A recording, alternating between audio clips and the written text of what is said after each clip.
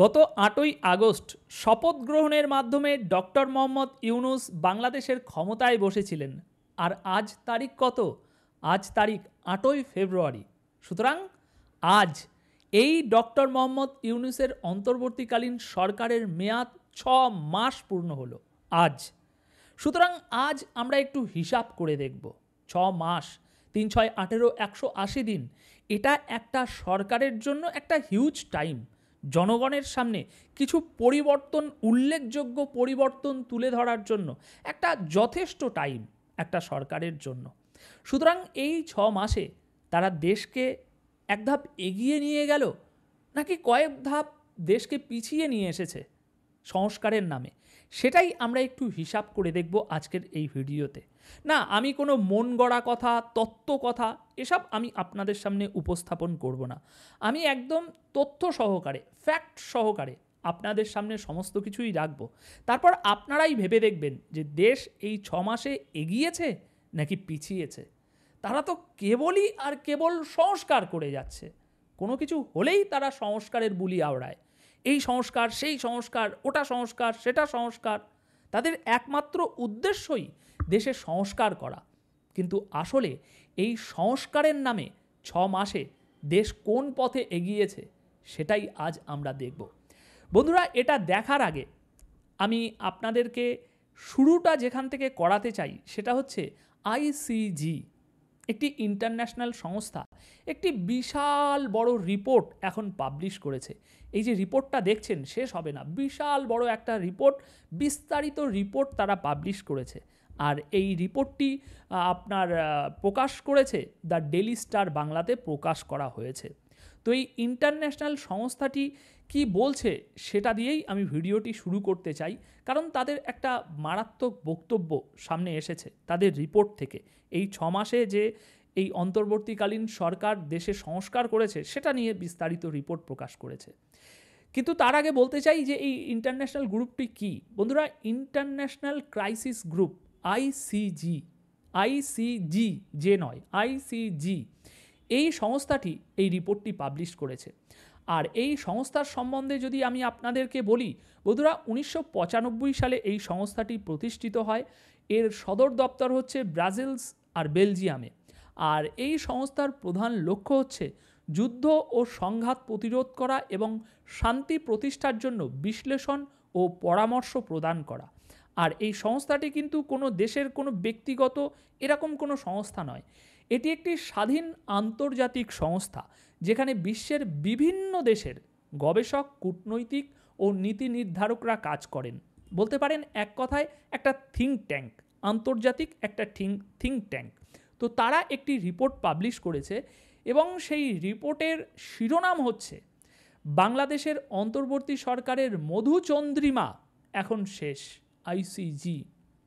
তারা বলছে বাংলাদেশের অন্তর্বর্তী সরকার যে বিপুল সমর্থন নিয়ে রাষ্ট্র পরিচালনার দায়িত্ব নিয়েছিল তা অনেকটাই কমতে শুরু করেছে বলে মনে করছেন ইন্টারন্যাশনাল ক্রাইসিস গ্রুপ, আইসিজি। এখানে পরিষ্কার করে তো লেখা দেখতে পাচ্ছেন, এটা কোনো ভারতীয় সংস্থা নয়, একটি ইন্টারন্যাশনাল সংস্থা। তারা বলছে অন্তর্বর্তীকালীন সরকার শুধু অন্যান্য রাজনৈতিক শক্তির বিভেদ ঠেকাতে হিমশিম খাচ্ছে না, দৈনন্দিন ব্যবস্থাপনা নিয়েও জনসমালোচনার মুখে পড়েছে। সুতরাং তারা এক কথায় বোঝাতে চেয়েছে যে 5ই আগস্ট থেকে যে বিপুল জনসমর্থন তারা পেয়েছিল সেই সমর্থন এখন ধীরে ধীরে হারাতে শুরু করেছে। সেই জন্যই আপনার শিরোনামে বলা হচ্ছে সরকারের মধুচন্দ্রিমা এখন শেষ। মানে তাদের যে প্রভাব ছিল সেই প্রভাবটা ধীরে ধীরে এখন ক্ষয় হতে শুরু করেছে। কেন ক্ষয় হতে শুরু করেছে সেই বিশেষ কারণগুলো আমি বাংলাদেশের মিডিয়া থেকেই দেখাবো। কোনো বাইরের বিদেশি সংস্থা কি বলছে সেটা থেকে নয়। বিদেশি সংস্থা এরকম একটা বড় কথা বলছে, কিন্তু কেন বলছে সেটা দেশীয় গবেষকরা কি বলছে সেটা থেকে আপনারা প্রমাণ পেয়ে যাবেন যে এই বিদেশি সংস্থাটা এরকম কেন বলছে যে বাংলাদেশের অন্তর্বর্তীকালীন সরকারের জনসমর্থন এখন ধীরে ধীরে হ্রাস হচ্ছে। বন্ধুরা, তারা বিস্তারিত একটা তো রিপোর্ট ছেপেছে, এখন এটাকে বিশ্লেষণ করে আপনাদের সামনে রাখতে প্রচুর টাইম লাগবে, তাই 2-1টা জিনিস আমি একটু আপনাদের সামনে তুলছি। অর্থনীতিকে আবার সঠিক পথে ফিরিয়ে আনার চলমান প্রচেষ্টার সুফল বাংলাদেশের জনগণের বাস্তবে পেতে আরও সময় লাগবে। সুতরাং এই 6 মাসে তারা তাদের জনসমর্থন হারাচ্ছে এবং তারা যে কোনো কার্যক্রমগুলো চালাচ্ছে তার মাধ্যমে দেশের মানুষের যে একটা সুফল দেখাবে সেটার জন্যও এখনও প্রচুর সময় লাগবে, এমনটাই বিশ্লেষণ করেছেন এই আন্তর্জাতিক সংস্থাটি। এবার আমি আপনাদেরকে দেখাই সমকাল একটি বিস্তারিত গবেষণা করেছে এবং একটি বিস্তারিত রিপোর্ট পাবলিশ করেছে আজ এই সরকারের 6 মাস পূর্তি উপলক্ষে তারা একটি বিশেষ রিপোর্ট পাবলিশ করেছে, যেখানে আমরা দেখতে পাবো এই যেমন আপনি দেখছেন তাদের শিরোনামেই লেখা হয়েছে সরকারের 6 মাস। এই 6 মাসে দেশে ঠিক কী কী হয়েছে সেই সমস্ত কিছু নিয়ে তারা একটি রিপোর্ট পাবলিশ করেছে। তো এই রিপোর্ট থেকেই আমরা একদম স্পষ্টভাবে প্রমাণ পেয়ে যাব যে ওই আন্তর্জাতিক সংস্থাটা কেন এরকম বলল যে ইউনূস সরকার দেশের জনসমর্থন হারাচ্ছে। বন্ধুরা, প্রথমে ছবিতে দেখলেই আপনাদের কাছে স্পষ্ট হয়ে যাবে, এর বাইরেও আরও কিছু রিপোর্ট আছে, যাবেন না, আরও কিছু রিপোর্ট আছে। ছবিতে দেখুন আইন শৃঙ্খলা ভঙ্গুর, দ্রব্যমূল্য নাভিশ্বাস, প্রশাসনে স্থবিরতা, রাজনীতিতে অস্থির, বিচার সংস্কারে গতি কম, ছবিতেই পরিষ্কার। এবার আসুন, ছাত্র জনতার অভ্যুত্থানে শেখ হাসিনা পালিয়ে যাওয়ার পর টালমাটাল পরিস্থিতিতে গঠিত অন্তর্বর্তী সরকারের 6 মাসে স্বাভাবিক হয়নি জনজীবন, আইন শৃঙ্খলা পরিস্থিতির উন্নতি নেই, মূল্যস্ফীতি আগের মাসগুলোর তুলনায় সামান্য কমলেও দ্রব্যমূল্যের ঊর্ধ্বগতি সাধারণ মানুষকে ভোগাচ্ছে। ছাত্রদের নেতৃত্বে শুরু হওয়া অভ্যুত্থানে অংশ নেওয়া দলগুলো এবং সরকার জাতীয় ঐক্যমতের কথা বললেও রাজনৈতিক স্থিতিশীলতা আসেনি। সুতরাং রিপোর্টের শুরুতেই আমাদের চোখ একদম পরিষ্কার হয়ে যাচ্ছে যে ওই আন্তর্জাতিক সরকার কেন ওই মধুচন্দ্রিমা শেষ হয়েছে বলছে। কারণ দেখুন, শুরুতেই বলা হচ্ছে এই 6 মাসে মানুষের জনজীবন স্বাভাবিক হয়নি, আইন শৃঙ্খলা পরিস্থিতির উন্নতি নেই, মূল্যস্ফীতি আগের থেকে বেশি, দ্রব্যমূল্য ঊর্ধ্বগতি, তারপরে এই যে জাতীয় ঐক্যের কথা বলা হচ্ছে, এই যে নাটকগুলো করা হচ্ছে, সেই জাতীয় ঐক্যমতের নাটকটাও একদম পুরোপুরি ফেল, রাজনৈতিক স্থিতিশীলতা আসেনি। এটা কে বলছে? এটা বাংলাদেশেরই একটি গণমাধ্যম রিসার্চ করে সারা দেশবাসীকে জানাচ্ছে। তাহলে এই 6 মাসে এই সরকার কি সংস্কার করলো? আসুন আরও চাঞ্চল্যকর বিষয় আপনাদেরকে দেখাই। 6 মাসেও পুলিশ র্যাবের কার্যক্রমে আশানুরূপ গতি আসেনি, অপরাধ দমন বা বিশৃঙ্খল পরিস্থিতির নিয়ন্ত্রণে শক্ত ভূমিকা চোখে পড়ছে না। ছিনতাই, চুরি, ডাকাতি ছাড়াও গত 6 মাসে সবচেয়ে উদ্বেগের কারণ মব জাস্টিস। এখন এই যে বলা হচ্ছে যে এই অপরাধ দমনে শক্ত ভূমিকা চোখে পড়ছে না, সেটা কেন পড়ছে না এই রিপোর্টের আরেক অংশে আপনারা বুঝতে পারবেন যে কেন চোখে পড়ছে না। কিন্তু তার আগে আমাদেরকে তো এটা একটু ভেবে দেখতেই হচ্ছে যে যে ব্যক্তি শান্তিতে নোবেল বিজয়ী হয়েছে সেই ব্যক্তি কিভাবে গত 6 মাসেও দেশে ছিনতাই, চুরি, ডাকাতি এসব কমাতে পারেনি, উপরন্তু বেড়ে গিয়েছে। এবং সেই সাথে তৈরি হয়েছে একটি নতুন কালচার, মব জাস্টিস, যেটা এর আগে বাংলাদেশে ছিল না। এরকম একটা নতুন কালচার শুরু হয়ে গিয়েছে, উপরন্তু ছিনতাই, চুরি, ডাকাতি এগুলো বেড়ে গিয়েছে। তাহলে এই শান্তিতে যে নোবেলটা তিনি পেয়েছেন, এটা কি ভুয়া একটা কারণে পেয়েছেন? কারণ আমি যদি সঠিক পড়াশোনা করে পরীক্ষার খাতায় লিখে থাকি এবং পাশ করে থাকি, তাহলে আমাকে যেখানে যে পরীক্ষাই দেয়া হোক না কেন, আমি সেখানেই আমার ক্যালমা দেখাতে পারবো। আমার ভিতরের যে কৌশল আছে সেগুলো আমি ঝাঁটাঝাট সেখানে প্রয়োগ করে পরীক্ষায় পাশ করতে পারবো। কিন্তু পরীক্ষার হলে আমি যদি টোকাটুকি করে ভুয়াভাবে আমি পরীক্ষার খাতায় লিখে থাকি এবং পাশ করে থাকি, তাহলে পরে যখনই এরকম কোনো পরিস্থিতি আমার সামনে তৈরি হবে, আমি সমস্ত জায়গাতে ফেল করব। বিষয়টা কিছুটা এরকম দেখাচ্ছে না?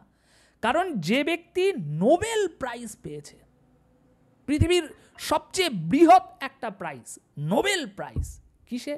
শান্তিতে, সেই ব্যক্তি কিভাবে 6 মাসে দেশে ন্যূনতম শান্তি প্রতিষ্ঠা করতে পারেনি? উপরন্তু সেই শান্তি, যে শান্তিটুকু ছিল, সেটাও হারিয়ে গিয়ে অশান্তি আরও বহুগুণ বেড়ে গিয়েছে। তাহলে কি কারণে তিনি শান্তিতে নোবেল পেয়েছে? মিটে গেল। আসুন এগিয়ে আসুন, আরও অনেক কিছু আছে বলার।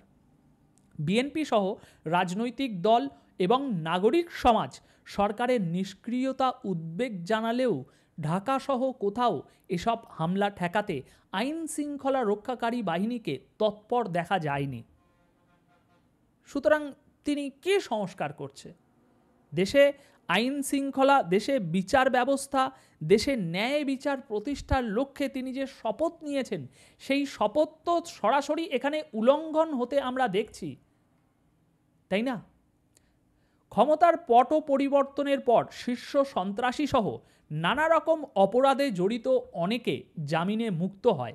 কারাগার থেকে বেরিয়ে তারা আবারও সন্ত্রাসী কার্যকলাপ শুরু করে, চাঁদাবাজি, দখল ও আধিপত্য বিস্তার নিয়ে সংঘাতে জড়ায়। এইবার বুঝতে পারছেন এই যে পয়েন্টটা আপনাকে বললাম যে শক্ত ভূমিকা চোখে পড়ছে না, কারণ তার আগেই তিনি এই যে সন্ত্রাসী সংগঠন, সন্ত্রাসী অপরাধে জড়িতদেরকে জামিনে মুক্ত করে দিয়েছে যে, সুতরাং কিভাবে এবার শক্ত পদক্ষেপ নেবে? যেসব বড় বড় জঙ্গি ছিল তাদেরকে তো ছেড়ে দিয়েছে ইতিমধ্যে, তাই না? এখানে দেখুন, এই সব ঘটনায় পুলিশের পক্ষ থেকে কার্যকর কোনো পদক্ষেপ দেখা যায়নি। অপরাধী শনাক্ত বা গ্রেপ্তারের ক্ষেত্রেও পূর্ণ মাত্রায় তৎপর হতে পারেনি পুলিশ, এটাতেও ফেল।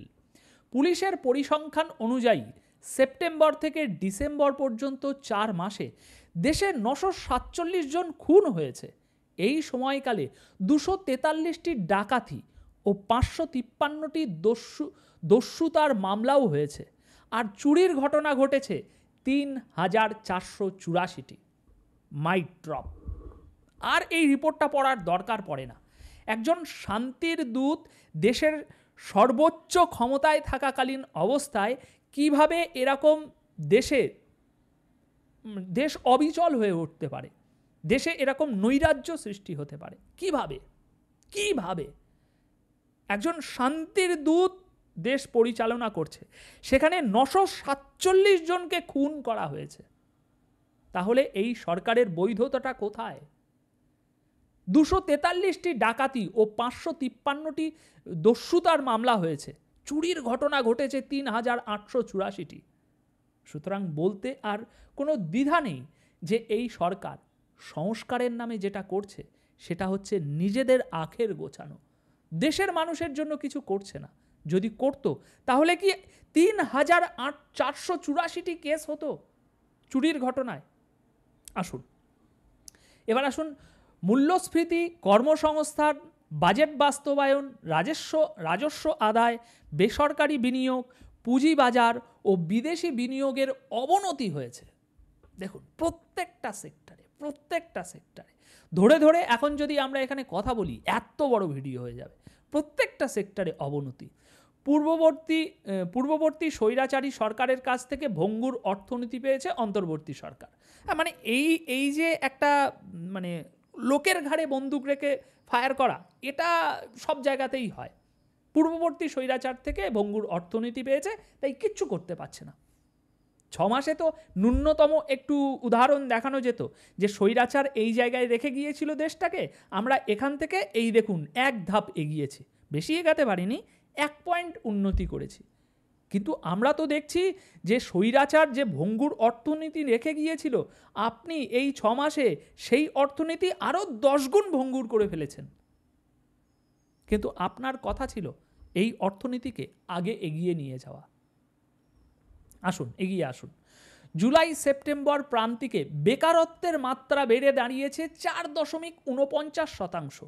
আগের বছরের একই সময়ে এর পরিমাণ ছিল 4.07%। মানে আগের বছর এই সময় 4% ছিল বেকারত্ব, সেটা এখন বেড়ে 4.49%। মানে 0.49% বেকারত্ব বেড়ে গিয়েছে। এই 0.49% অর্থাৎ হাজার হাজার বেকারত্ব বেড়ে গিয়েছে প্রত্যেকটা জায়গায়। শেখ হাসিনার কর্তৃত্ববাদী শাসনের বিরুদ্ধে 15 বছর একসঙ্গে আন্দোলন করা রাজনৈতিক দলগুলোর মধ্যে 5ই আগস্টের পর ঐক্যের কথা বললেও তা বাস্তবে দেখা যাচ্ছে না। যেটা আগে বললাম, ছাত্র নেতৃত্বে যে দল গঠন করতে যাচ্ছে তাতে সরকারি পৃষ্ঠপোষকতা রয়েছে কিনা প্রশ্ন তুলে সন্দেহ কথা জানাচ্ছে বিএনপি। এবার বুঝতে পারছেন, এই যে আখের গোছানোর কথা বললাম, এটা হচ্ছে এই যে ছাত্র দলটা তৈরি হচ্ছে, বা এই যে মব জাস্টিসটা হয়ে তাকে ক্ষমতায় বসানো হলো, সেই মবের মধ্যে যে আসল ক্যারেক্টারগুলো রয়েছে তাদেরকে, তাদের জায়গাগুলোকে তৈরি করে দেওয়ার জন্য সংস্কারের কাজ চলছে। এখানে দেখুন, একাধিক কর্মকর্তারা বলছেন নাগরিক সেবা সহজ করা, সরকারি কর্মকর্তাদের কাজের গতি বাড়ানো ও দুর্নীতি কমানোর ক্ষেত্রে তেমন নজর দেওয়া হয়নি। দেখুন, আপনি যে দলই করুন না কেন, দেখুন এখানে তো দেশের এই কর্মকর্তারা কি বলছে, যে নজর দেওয়া হয়নি দুর্নীতি কমানোর ক্ষেত্রে। আপনারা দুর্নীতি কমানোর ক্ষেত্রে সংস্কার করার কথা বলেছিলেন না, কিন্তু কি দেখছেন আজ? আসুন পরবর্তী আরেকটা রিপোর্ট দেখাই। এখানে দেখুন, প্রথম আলোর রিপোর্ট। ওই রিপোর্টগুলো থেকে, এই আগের রিপোর্টটা থেকে তো সব ধারণা পেলেন। এখানে দেখুন, অভিজাত এলাকা গুলশানে দারিদ্র্য বেড়েছে, দেশ দরিদ্র হয়ে যাচ্ছে। দেশের অভিজাত এলাকা গুলশানে দারিদ্র্য বেড়েছে, সেখানে প্রতি 100 জনে 3 জনের বেশি গরিব। এর আগে কি ছিল জানেন? প্রতি 250 জনে একজন বাসিন্দা গরিব ছিল, সেখানে আজ প্রতি 100 জনে 3 জন গরিব হয়েছে। প্রতি 100 জনে 3 জন গরিব হয়েছে, আগে 250 জনে একজন ছিল। এখানে পরবর্তী রিপোর্ট দেখুন, পতন থেমেছে, স্বস্তি ফেরেনি। বিনিয়োগ, পরিবেশ ও কর্মসংস্থান নিয়ে দুশ্চিন্তা বেড়েছে। সাধারণ মানুষের জন্য সবচেয়ে দুশ্চিন্তার বিষয় এখন উচ্চ মূল্যস্ফীতি। কোন দিকে যাবেন? কোনো একটা, এখনো পর্যন্ত যে রিপোর্টগুলো আমি পড়লাম, কোনো একটা সেক্টরে, বিভিন্ন সেক্টর উঠে এসেছে, কোনো একটা সেক্টরে এতটুকু উন্নতি দেখতে পেয়েছেন? পাননি। এবার একটা আরও গুরুত্বপূর্ণ জিনিস দেখুন। লেখক অধ্যাপক ডক্টর সলিমুদ্দিন খান, তিনি কি বলছে একটু শুনুন। ভালো মারাত্মক কথা।